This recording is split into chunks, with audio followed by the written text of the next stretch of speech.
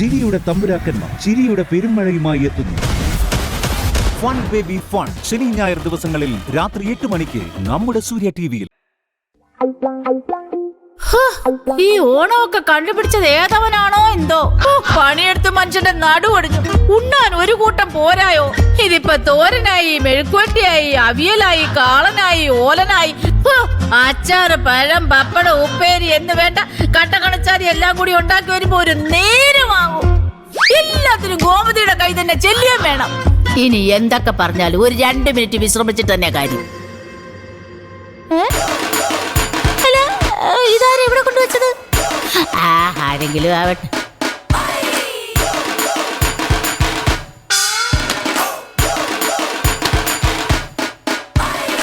പച്ചവെള്ളത്തിന് അല്ലെങ്കിലും വലിപ്പ ചെറുപ്പം ഇല്ലല്ലോ.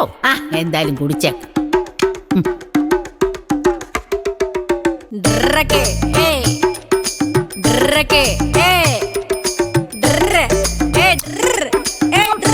ഇതിനെന്താ ഒരു രുചി വ്യത്യാസം?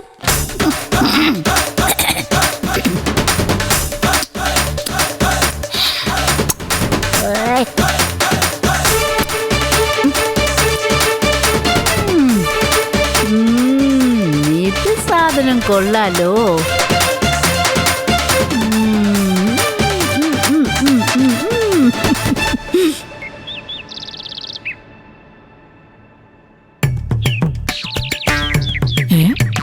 ഇതെന്താ ഗോമതി ഇവിടെ വന്നിരിക്കുന്നേ?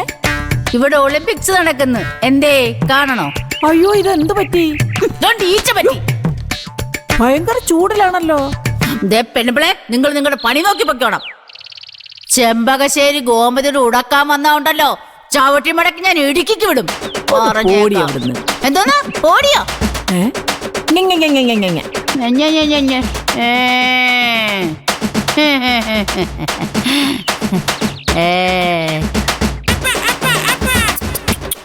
ഗോമതി ഗോമതി ഗോമതി ഗോമതി ഗോമതി ഗോമതി ചത്തു. ഈ പെണ്ണുപിളയെ ഞാൻ ശരിയാക്കുന്നുണ്ട്. ഞാൻ അങ്ങോട്ട് പോരട്ടെ, നിങ്ങൾക്ക് ഞാൻ വെച്ചിട്ടുണ്ട്. അയ്യോ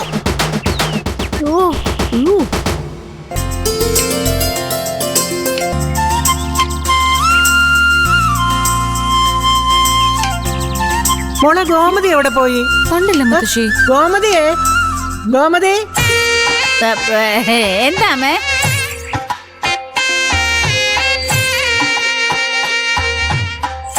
ദേ വരുന്നുണ്ട്. നീ ഇതെവിടെയായിരുന്നേ? ഞാൻ ഇവിടെ ഉണ്ടായിരുന്നല്ലോ. എന്നിട്ട് ഞങ്ങളാരും കണ്ടില്ലല്ലോ. ഞാൻ കണ്ടു ഇയാൾ അവിടെ ഇരുന്ന് വിശ്രമിക്കുന്നത്. ആവശ്യമില്ലാത്ത വർത്താനം പറഞ്ഞോണ്ടല്ലോ. ഞാൻ വിശ്രമിച്ചൊന്നും അല്ല, നടു വിലങ്ങിയപ്പോ നീരുന്നു. അതെന്റെ കുറ്റമാണോ? അതിനാ മലയാളത്തിൽ വിശ്രമിക്കാന്ന് പറയുന്നത്. ലച്ചുമോളെ, നിനക്കെന്താടി ഒരു ആട്ടം? അതിപ്പോ അരിയാട്ടി കഴിഞ്ഞതല്ലേ ഉള്ളൂ. അതിന്റെ ഒരു ബാലൻസ് ആണെന്നേ. അതിന് നീ അരിയാട്ടിയത് ആട്ടുകല്ലിലല്ലോ, ഗ്രൈൻഡറിലല്ലേ? ഗ്രൈൻഡർ താടില്ലേ? ഡയലോഗ് പറഞ്ഞോണ്ട് നിൽക്കാതെ മര്യാദയ്ക്കൊന്ന് പണിയെടുക്കടി. ഇനി എന്ത് പണിയാ ഞാൻ എടുക്കണ്ടേ?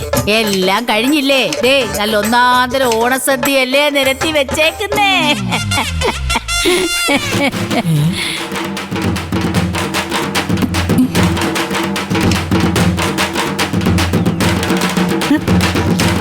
എന്റെ ഈശ്വര, ഇവക്ക് ഇതെന്ത് പറ്റി?